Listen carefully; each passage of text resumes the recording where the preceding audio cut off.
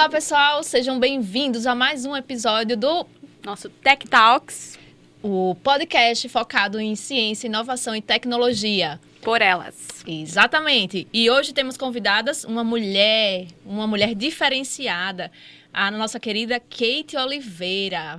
Vai falar um pouquinho sobre direito digital. É isso, Camila? Eu tô ansiosa para aprender, porque vocês sabem, eu sou engenheira e aqui 2 advogadas, então eu tô nadando num mar que não é o meu. Kate é uma especialista na área, um destaque aqui no estado, né, no Rio Grande do Norte, na cidade de Natal. Eu vou falar aqui um pouquinho do currículo dela, qualquer coisa você pode complementar, tá, Kate?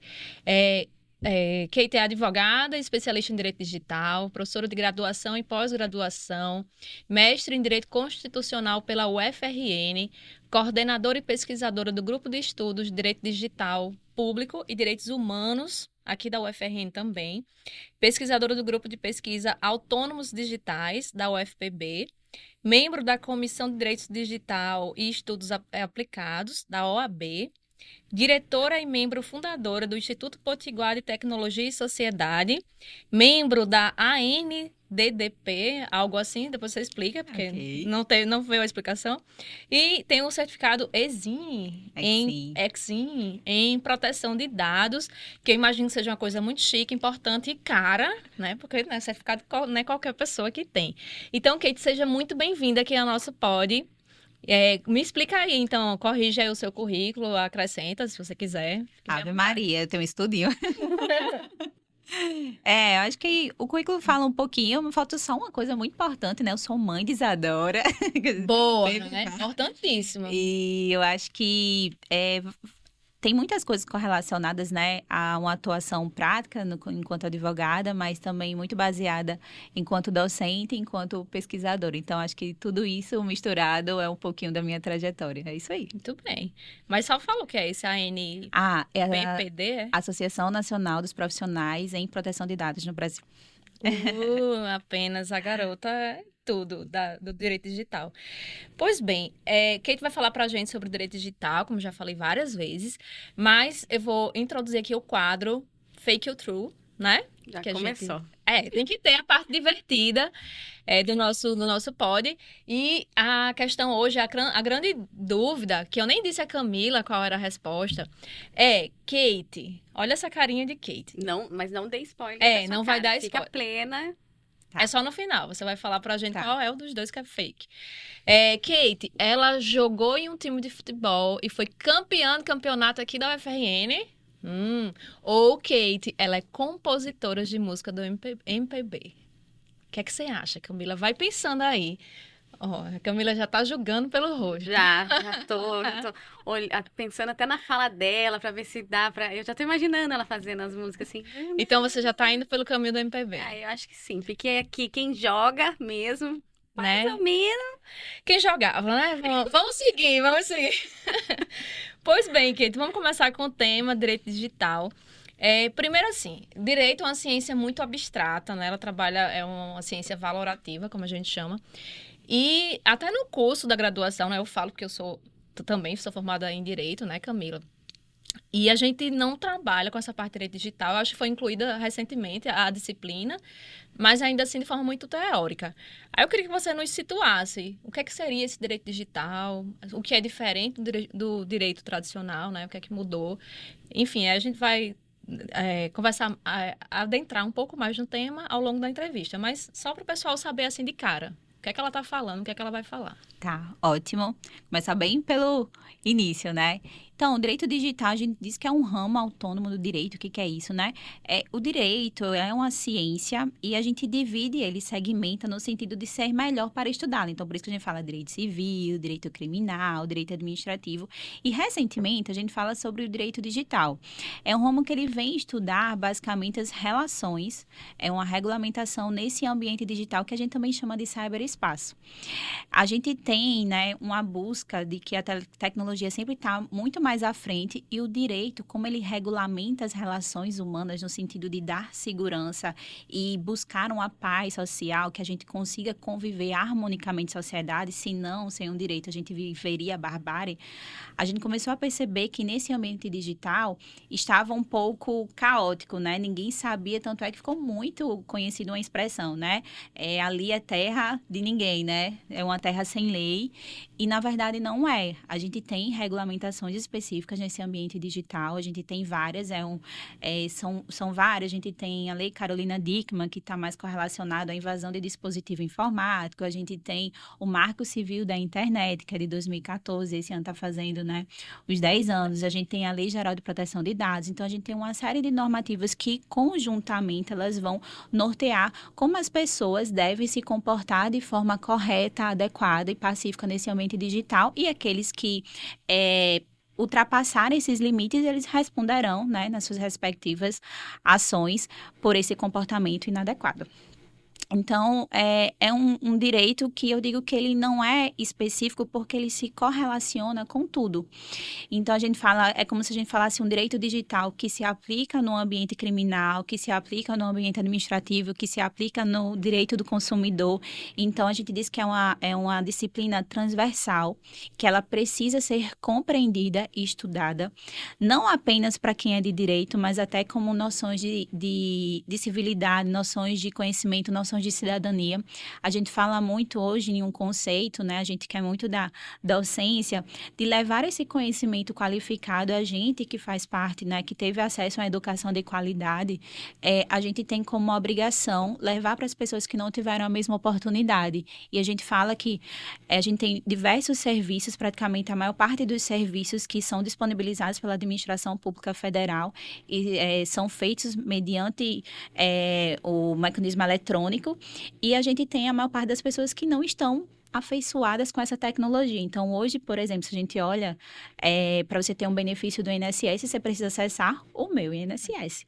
E as pessoas têm muita dificuldade, principalmente pela idade já avançada, e às vezes nem só por isso, de como fazê-lo. Então, a gente tem muitos casos, a gente lida com os casos no escritório, de golpes digitais, a gente tem várias coisas para falar. Então, conhecer esse ambiente de uma forma maior nos faz ter, a gente fala num termo, né, holístico, mas assim, no conhecimento mais abrangente, nos dá um poder de resolver problemas que são mais complexos. Então, acho que é um pouquinho do que a gente tende a falar hoje. Perfeito. Um paradoxo, né? A gente tem uma sociedade que, às vezes, nem sabe ler, mas ela tem que ser inserida no mundo digital. Perfeito. E não, esse mundo não vai voltar.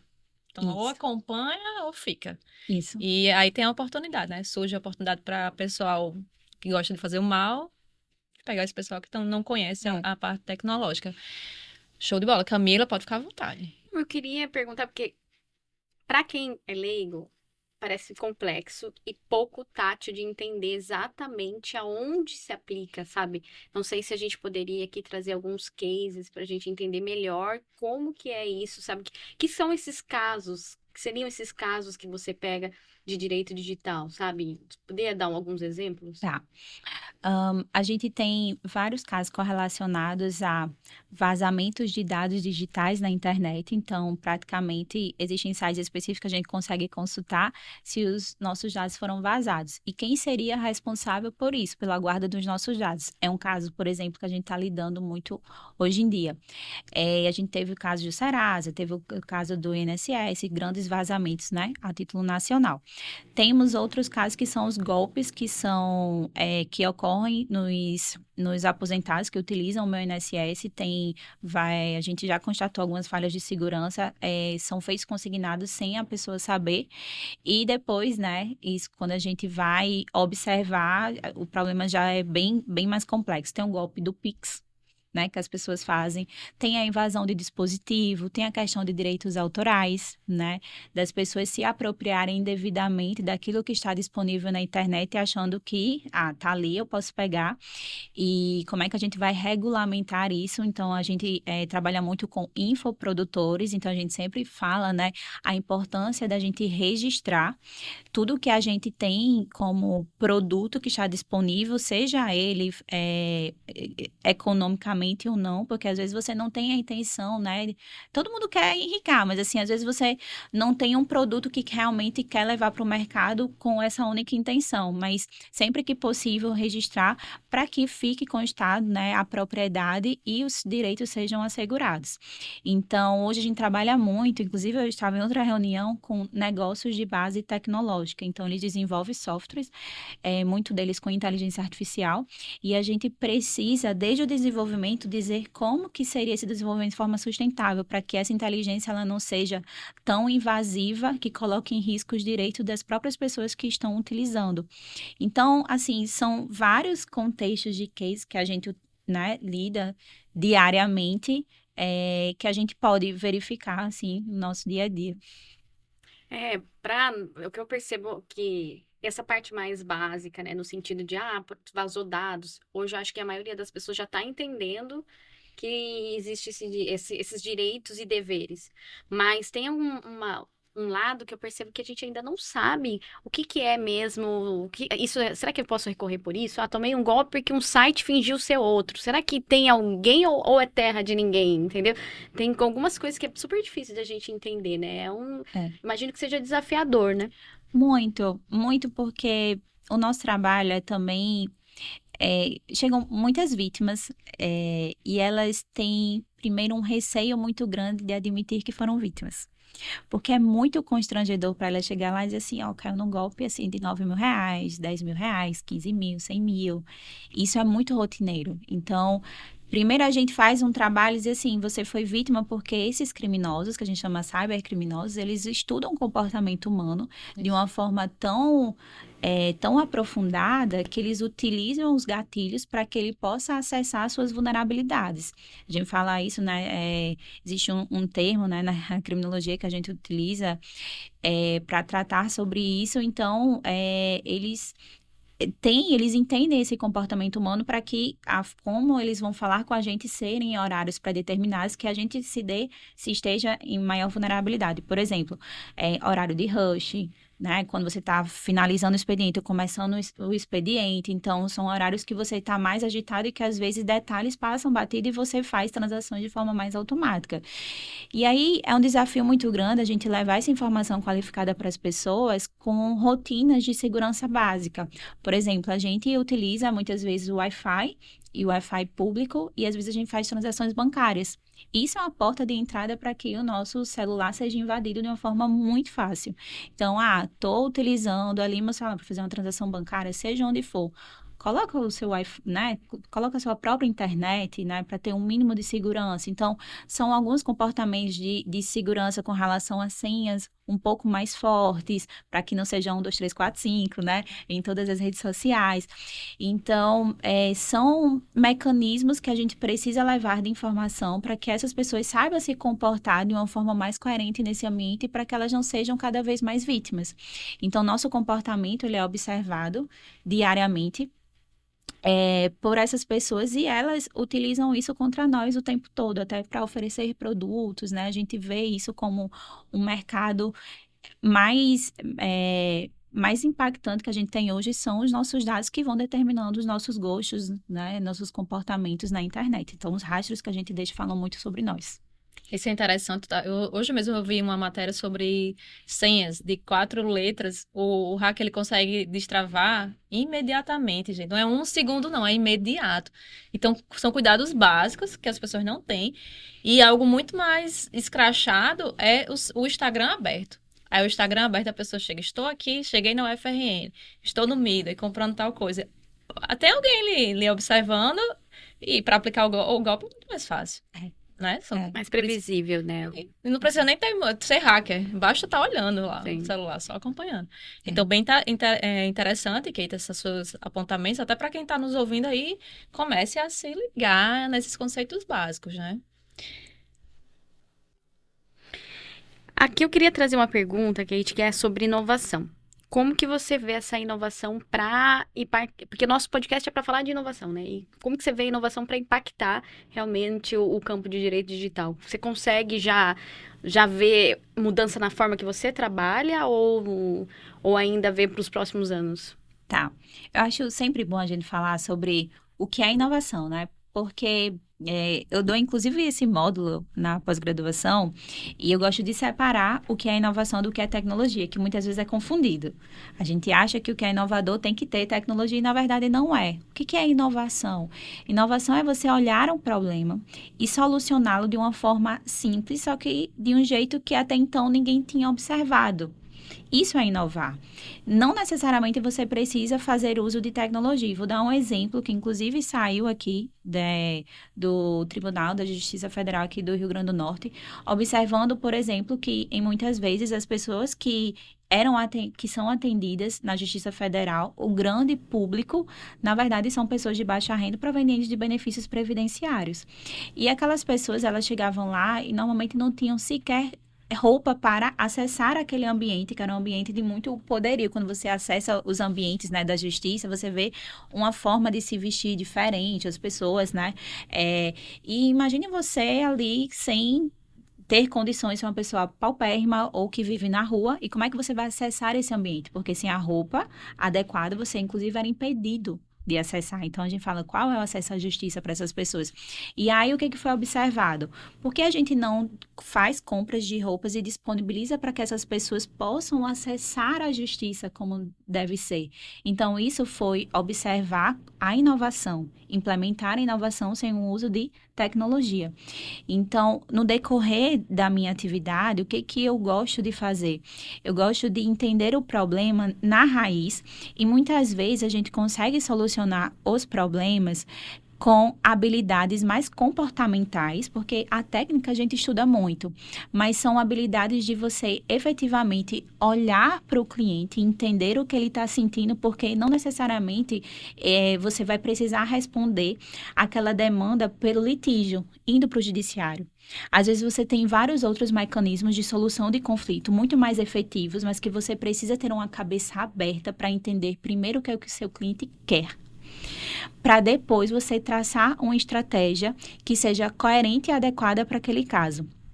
Então, acho que é muito da gente observar isso, colocando o centro do nosso atendimento realmente o cliente. Então, não é o que eu quero enquanto profissional, é o que o meu cliente quer. E eu sou um instrumento para que ele alcance aquilo que ele deseja. Claro que com isso, tem de forma coerente, dizendo qual é a melhor estratégia, quais são as opções disponíveis.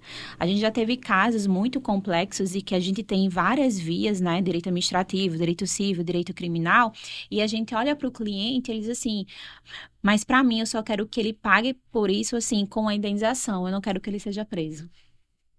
Eu quero que ele faça uma retratação pública, porque ele me difamou na internet, ele me caluniou. Eu só quero que ele faça isso.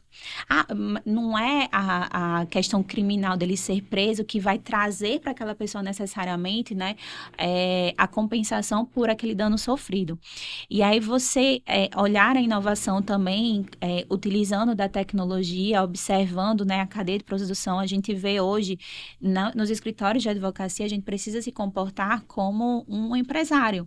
Então, a gente precisa identificar os fluxos, setorizar o escritório, para que ele consiga atender de forma eficiente todas as demandas. É muito comum as pessoas chegarem no escritório e dizer assim, é tão bom porque eu falo com você, você me responde quase que imediatamente. E às vezes eu tenho dificuldade em falar, porque as pessoas, né, ficam postergando a resposta. E às vezes a gente esquece que nós somos humanos e que, na verdade, o que a gente quer é aquela atenção, que aquela pessoa que a gente está depositando confiança numa relação de escritório de advocacia, enfim, que seja observado, que você esteja efetivamente lidando com o meu problema, que você entenda o meu sofrimento, o que aquele processo significa.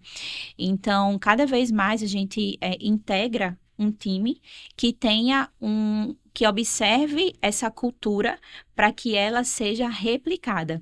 Eu falo muito da importância dessa cultura dentro, né, da nossa rotina, seja no escritório, seja nos grupos de pesquisa, porque a gente vive um mundo tão digital que a gente vai esquecendo essas relações humanas, a gente vai perdendo o tato, né? E eu falo assim, que a gente nunca esqueça que a gente é também humano. E que a gente atende a outras pessoas que também são humanas e que precisam desse olhar. E que a gente faça o nosso melhor, utilizando a tecnologia, mas sem esquecer desse parâmetro central. Que é a base, né? Qualquer profissão não deve esquecer do tratamento humanitário, seja a engenharia, seja o direito, é a base, né? É. Que a gente não se torne máquinas. É.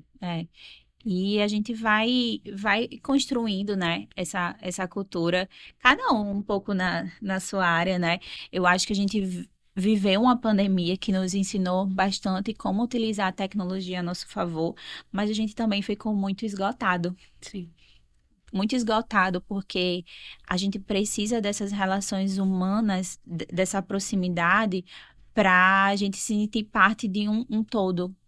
E eu acho que o direito digital ele fala sobre isso. Então, não é afastar a gente, né? Mas que a gente conviva de uma forma mais saudável, mais sustentável também. Perfeito. Aí, na sua opinião, Kate, de que maneira a tecnologia tem melhorado a eficiência e a qualidade dos serviços jurídicos na sua prática? Opa, essa é boa. E acho que muita gente me pergunta especificamente sobre isso, até por ser professora de direito digital. E como é que eu faço na minha rotina? Eu digo assim, de falar daquilo que a gente implementa. Então, acho que o software jurídico é um grande passo para que a gente possa entender as demandas que a gente tem no escritório de forma organizada, porque esse trabalho artesanal que a gente tinha de atender cliente, de fazer a petição, de transformar todos os documentos em PDF, de subir no PJE, aquela Muito coisa tempo. super mecânica, isso não representa a advocacia que a gente precisa ter hoje, porque a gente enfrenta o mundo, né? Você está nesse ambiente digital, então você precisa ser eficiente nas suas relações e ter essa eficiência também medida com números. Então, assim, por quais canais, por exemplo, meu cliente está chegando? Meu cliente só chega por indicação, meu cliente chega pelo WhatsApp, meu cliente chega pela internet, pelo Google, pelo Meta. Aonde ele chega. E uma vez que eu saiba aonde ele chega, como é que eu vou fomentar esse principal canal para eu trazer cada vez mais clientes? Eu preciso de métricas para isso. Então, o que eu comecei a entender? Que entender só de direito eu estava entendendo muito pouco. Eu precisei beber de outras fontes, de várias outras fontes, de mergulhar em águas profundas, assim eu defino, escutar muito, me colocar numa cadeirinha de aprendiz para entender essas outras áreas de vendas, de comercial, de design, de psicologia, para entender o quanto o escritório ele precisa crescer e ser organizado, bebendo da fonte de outras áreas do saber.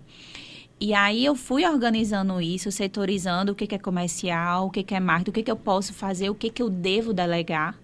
Porque eu digo assim, tudo que é possível delegar, delegue.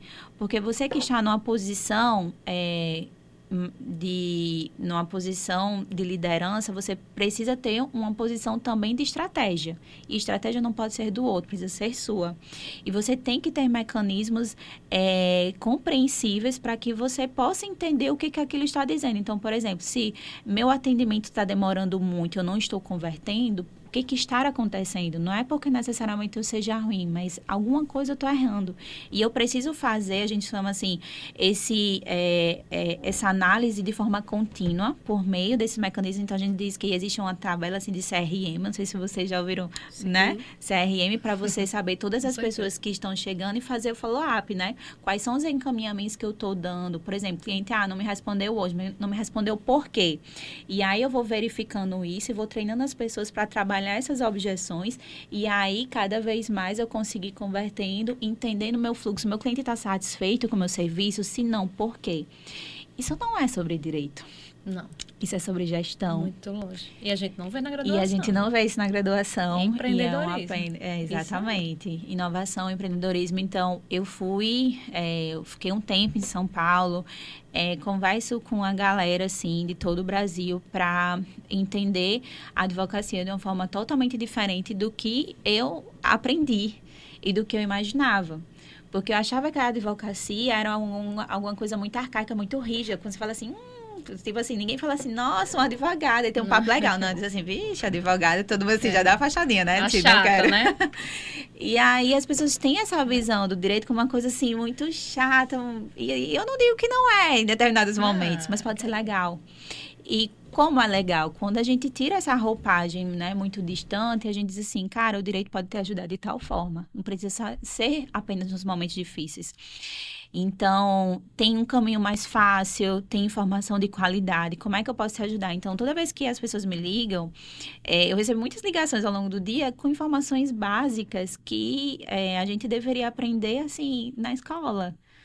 E que a gente não tem. Então, por exemplo, tem um serviço público que é o Registrato do Banco Central, que ele é acessado pela sua assinatura do GovBR, que ele diz basicamente tudo o que você tem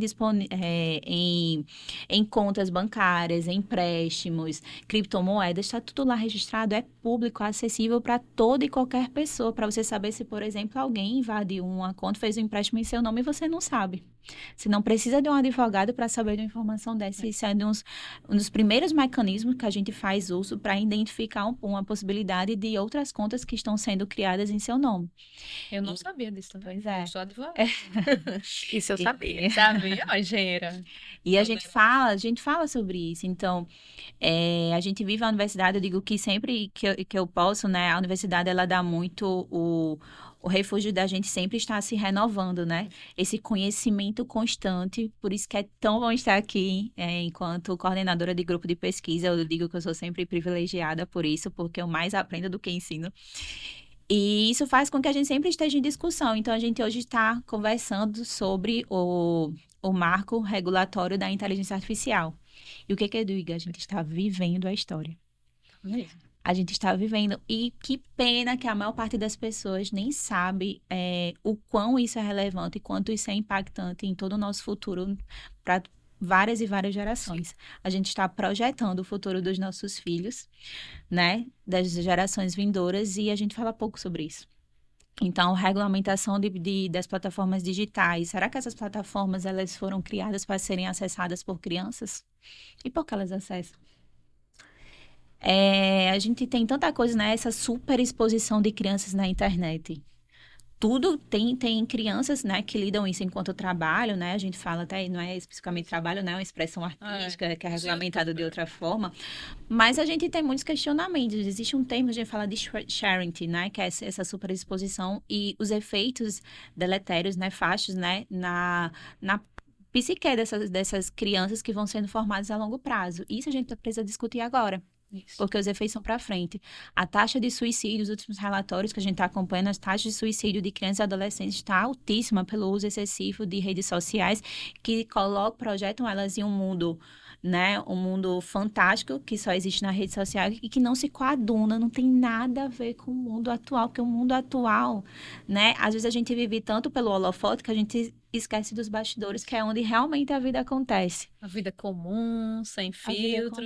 Né? Então, se a gente esperar a vida toda por esse momento de holofote, então a vida não faz sentido. Não faz né? sentido. Você vai ter momentos da sua vida. Você não vai ser uma pessoa feliz. Isso é interessante porque, pelo menos até onde eu sei, poucos países fizeram a lei, né? Poucos O marco, acho que tem a Austrália, mas... Na Europa já tá, a gente já Alguns. tem, que é inclusive uma das nossas grandes inspirações, a gente tem tido muitas conversas, eu digo a gente enquanto legislativo, né? A gente tá tentando aprender com o mundo o que eles estão fazendo, o que está dando certo, porque a gente ainda não sabe. Tá todo mundo assim, navegando em águas incertas. E a gente vai precisar aprender e aprender rápido, porque qual é o grande problema da regulamentação, ou seja, você editar leis?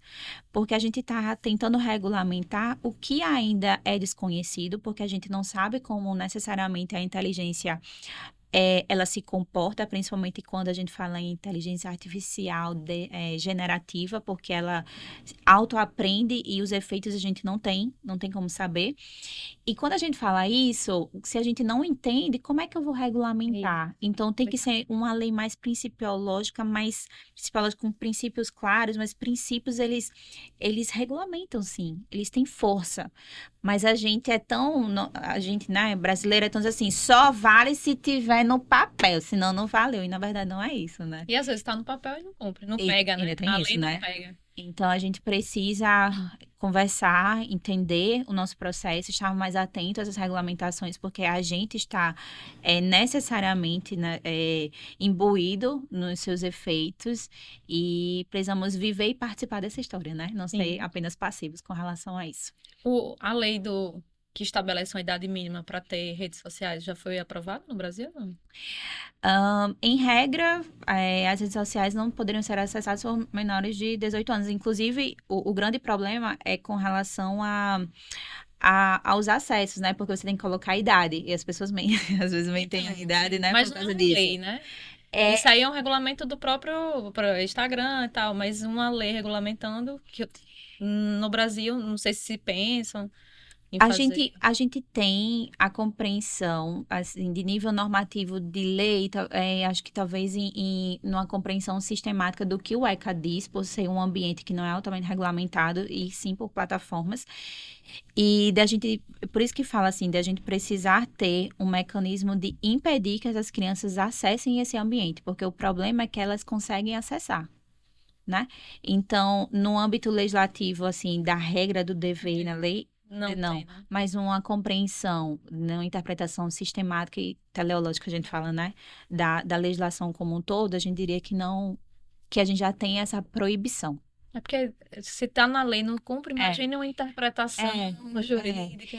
O que que a gente tem? Por exemplo, foi no Congresso agora a questão de não ser possível que as crianças utilizem celular nas escolas, né? Não sei se Muito vocês bom, estão a iniciativa. acompanhando. Tem umas leis Tem estaduais já, umas leis né? estaduais e cada estado estava tendo um pouco de autonomia para regulamentar sobre isso e estava gerando também discussões. E eu sempre digo que a gente tem que ter muito cuidado porque é, algumas coisas a gente precisa saber separar o joio do trigo e assim, evitar a tecnologia não vai fazer com que a gente saiba utilizá-la de forma adequada. Então, tem gente que deixa assim, não é para usar de jeito nenhum, né? E não é por aí. Tudo que é aquilo que é proibido, a gente percebe, a história fala isso, ela nos leva a ter uma afeição e uma vontade de querer aprender e fazer de forma escondida. Então, não é esse o lado que a gente quer fomentar. A gente precisa regulamentar, dizer assim, você pode acessar, mas com certos limites. E que esses limites sejam obedecidos principalmente pelas plataformas que criam esses aplicativos, porque eles têm mecanismos para isso. Esse é o grande problema. As plataformas até então elas se comportam num sentido, espero que eu não esteja falando difícil para você, né? Elas se comportam no sentido que assim, não posso fazer nada porque, Não né, tem esse aqui não controle. tenho esse controle. E na verdade elas têm. As plataformas, pelos algoritmos que constituem, né, a própria rede social, elas conseguem aferir praticamente tudo. E essa é a grande questão, porque elas não se responsabilizam, é isso que a gente está falando. Isso que a gente hoje está na pauta do Supremo Tribunal Federal, né? A constitucionalidade do artigo 19 do Marco Civil da Internet, que fala sobre essa responsabilidade das plataformas por conteúdos de terceiros. Ou seja, se eu posto alguma coisa, fui eu, Kate, que postei dizendo que Stephanie é feia, é bonita, é não sei o quê, a plataforma se responsabiliza por isso ou não? E aí a gente fala, não, quem falou foi Kate, Mas tem eles têm nada que a ter um ver. filtro, né? Mas quando eu acessei aquele mecanismo, dizia que era um ambiente seguro, que era um ambiente legal, que, né, propício, que não iria infringir as normativas legais. Então é isso que a gente conversa, né? A gente precisa estar mais dentro dessa discussão. E isso só se dá com quem? Com a educação. É. Nível mundo, a gente já tem condenações, né? Contra as plataformas. Muitas, muitas. E no Brasil também. No Brasil também. A gente tem se esforçado. A gente está discutindo, por exemplo, se a gente precisa de algum ente administrativo que fale especificamente sobre questões que envolvam a tecnologia e inteligência artificial. Se a gente precisa de um ente específico, por exemplo, não tem a Anatel que vai cuidar da telecomunicações, não tem a ANS que vai falar sobre o setor de saúde, não tem a NPD, né, que vai tratar essa proteção de dados. Então, a gente fala, sério, eu preciso criar um ente específico que tenha a compreensão e a técnica necessária para falar sobre isso. E aí, em alguns lugares do mundo, eles estão acreditando nessa nova autoridade a responsabilidade de nortear isso, porque precisa de algum conteúdo mais técnico. E a gente tem dúvida aqui, principalmente por questões financeiras, né? Um outro ente é um outro gasto, isso envolve, né, tudo uma questão administrativa, mas a gente não tem necessariamente resposta, senão a gente já estaria com todos os problemas resolvidos. A gente, na verdade, tem muitas perguntas. E o que seria do mundo sem as perguntas, né? Porque o movimento do mundo é regido por elas. Então, acho que é isso. Bom saber. E você falou assim das coisas que são boas, né, da tecnologia. Você visualiza alguma coisa negativa que surgiu com a inovação tecnológica da área jurídica?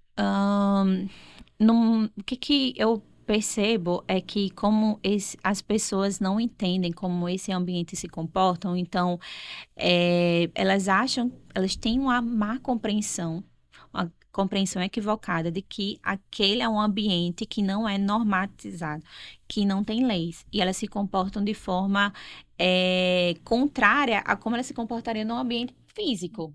Então, parece que lá eu crio um perfil fake. Parece que aquelas pessoas se colocam numa capa, assim, sabe? De algum vilão, né? Porque eles estão fazendo coisas ruins. E elas acham que podem fazer qualquer coisa porque não serão identificadas. E, na verdade, a gente sabe que não é, né? Stephanie trabalha, inclusive, né? é, nesse âmbito criminal, a gente tem mecanismos eficientes de averiguar esse comportamento. Então, o que é ruim, Kate? É porque né, sem informação qualificada, eu falo muito sobre isso. Kate é chata. Não é chata, que aí o óbvio, muitas vezes, ele precisa ser dito. Então, não compreender que esse ambiente ele tem regras, como é que eu vou me adequar à regra se eu nem sei que essa regra existe? Ah, mas o direito, né? O fato de você desconhecer o direito não lhe dá a oportunidade de você descumpri-lo. Tá, mas talvez se eu tivesse a oportunidade de ter tido uma educação que efetivamente me dissesse que ali eu deveria me comportar de determinada forma, isso faria com que muita coisa não acontecesse. É o que a gente fala, por exemplo, de bullying nas escolas. Quando é que o bullying começou a estar mais contido? Quando as pessoas entenderam que alguns comportamentos é sim errado e eu não posso repercutir aquilo, eu não posso agir daquela forma. Então, não existe nada mais libertador, nada mais significativo do que a gente levar essa informação. Mas em relação, assim, a gente falou muito sobre o advogado inovador, né? Que se atua na área da advocacia, e as outras instituições relacionadas à área jurídica. Você sente que elas estão realmente inovando ou pararam no tempo? Sim, sim. Judiciário, Tá. O MP. judiciário, eu falo até por experiência própria, a gente coordena, dentro do GEDAI, todo ano a gente organiza um grande evento, que é o ERDIT, que é o Encontro Regional de Direito, Tecnologia e Inovação. Esse ano ele aconteceu na Justiça Federal, em meados de setembro, 19 e 20. E naquele evento a gente também realiza uma competição de ideias, que é o Ideatom, o famoso Ideatom, e a gente contou com uma competição de todos os laboratórios de inovação do Rio Grande do Norte. Então, participou o TRT, Tribunal Trabalhista, participou a Justiça Federal, participou o Ministério Público, todos eles. Divulguei, viu? Só uma observação, eu divulguei no grupo do mestrado. Olha aí. E o que isso foi legal, né? Porque a gente viu que existem laboratórios que foram instituídos dentro desses entes para observar os problemas que são inerentes àqueles entes e que precisam ser trabalhados para tentar resolver.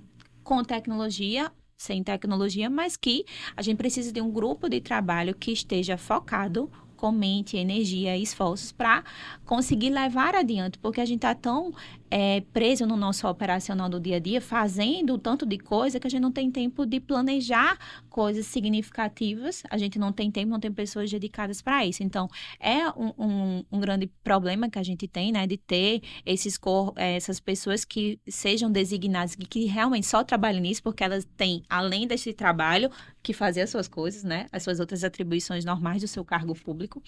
Então, eu vejo que a maior parte dos tribunais, tanto o Tribunal de Contas também, a maior parte dos entes, eles elegeram esses espaços, esses laboratórios de inovação, o que é muito significativo, mas eles ainda estão num modelo muito inicial, porque essas pessoas ainda, né, são poucas e que não têm os braços e todo o apoio financeiro necessário para equilibrar, né, fazer os objetivos que elas pretendem. Mas eu vejo que a rede de laboratório de inovação que foi formada aqui no estado do Rio Grande do Norte, ela tem propiciado muitos bons resultados. A gente vê isso a nível nacional, a gente teve alguns prêmios que foram destacados aqui. O TJ do Rio Grande do Norte, por exemplo, ele tem um trabalho que é GPS Med, que foi desenvolvido no laboratório aqui do Rio Grande do Norte, que foi recebeu um prêmio nacional falando de quais são os principais medicamentos que estão sendo demandados no judiciário. Porque uma vez que eu identifico quais são esses medicamentos, porque eu não faço políticas públicas para conseguir atribuir esses medicamentos e que essas pessoas não precisem ir para o judiciário. Olha o tanto de gasto que poderia ser reduzido. Isso é o quê? É observar os dados e me comportar de forma adequada para solucionar o problema. Então, a gente tem muitas ideias inovadoras incríveis, né? A utilização de visual law, por exemplo, ou seja, os textos jurídicos, eles são difíceis por si só. Então, você receber uma intimação de oficial de justiça já dá um tremor, que as pessoas ficam, assim, enlouquecidas porque elas não conseguem entender absolutamente nada daquele papel. Isso é verdade. Então, por que a gente não faz um documento que seja acessível, compreensível para aquela pessoa?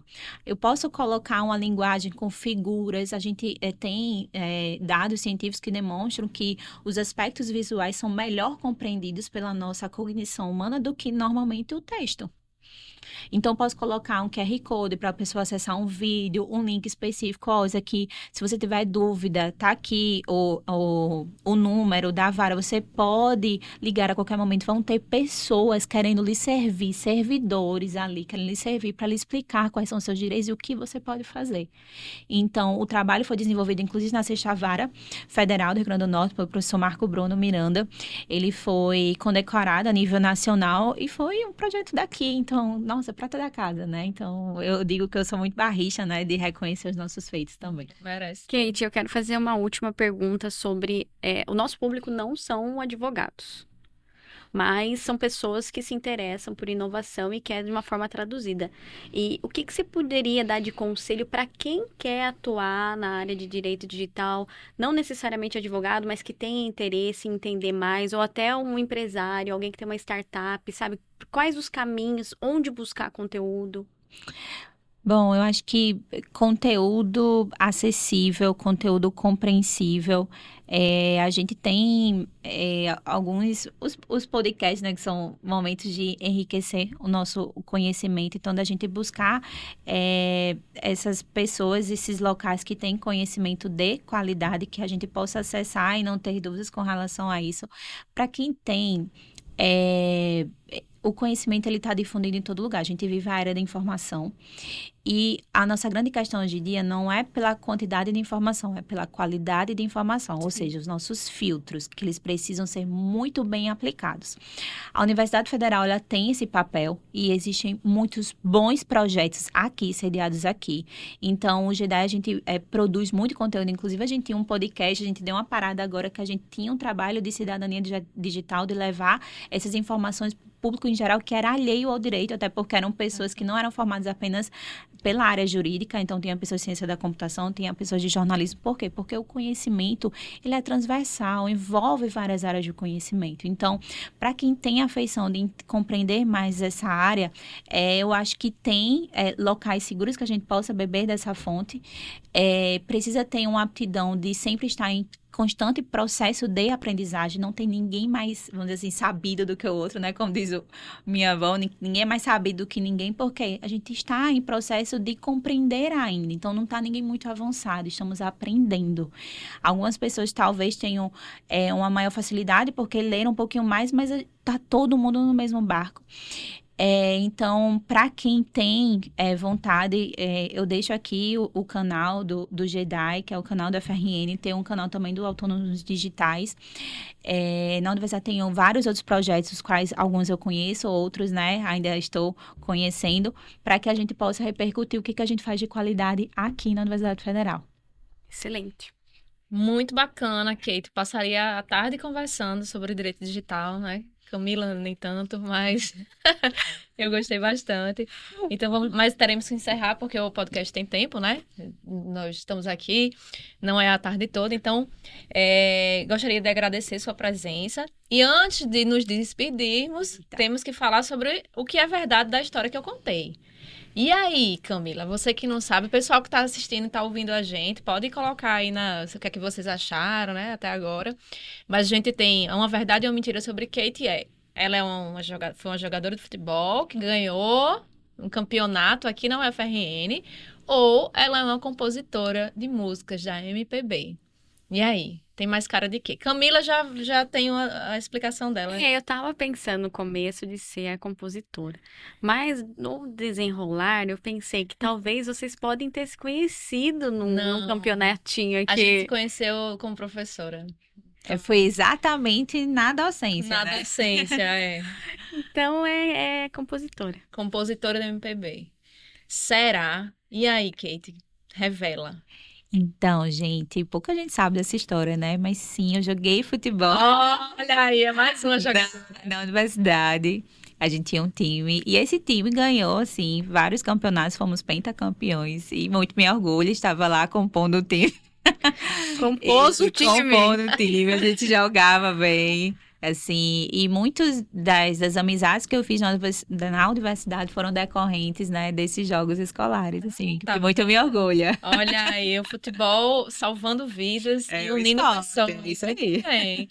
Então, que bom saber disso. Mais feliz ainda. Já lhe conhecia como docente, já lhe conhecia, né, nos corredores da faculdade. E agora, companheira de time. Agora vai me chamar pra Vou bater a bola. chamar. Não vá, Kate, não vá, Kate, porque o time isso, dela Camila? é furada. É, olha que meu time Eu tenho tá vídeo, assistindo, eu viu? tenho vídeo, inclusive eu vi o vídeo e assim, É mentira, gente, Camila. É só não porque eu vale sofri a um pequeno pena. acidente jogando, aí ela tem esse Nunca Que seriam da vida, né, seus... isso acontece. Pessoal, mas a gente quer agradecer não só a Kate por estar aqui, por disponibilizar e compartilhar com a gente, mas também o pessoal do Decom, porque tá sempre aqui toda semana com a gente, Obrigada. nos apoiando, nos ensinando a Isso. cada dia como fazer esse podcast ser melhor. O nosso instituto também, nós somos da ECT, nosso programa é o PPG CTI, que também fez tudo por nós pra gente estar aqui e nos conectou. Quem mais? Ó, coisa boa.